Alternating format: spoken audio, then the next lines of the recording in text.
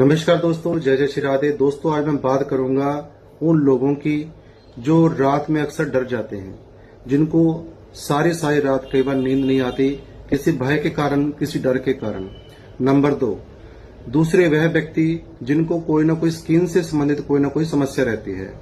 Skin में कोई दाग पड़ जाने, निशान पड़ जाने या स्किन खराब हो जानी, कोई भी स्किन की, त्वचा की कोई भी प्रॉब्लम आपको है, तो जो उपाय मैं बताने जा रहा हूं, यह दोनों प्रकार के लोग कोई भी कर सकते हैं।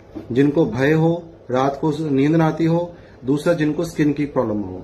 आपने सूखी हुई तुलसी की लकड़ी लेनी है, उसको एक लाल कपड़े में लपेट करके, लंबी से कपड़े में लपेट करके मौली की तरह अपने हाथ में बांध लेना है।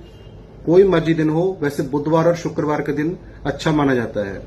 सवा महीना बांधने के बाद उसको खोल करके आप चलते हुए पानी में प्रवाह कर दें, आपकी बीमारी और आपका डर दूर हो जाएगा।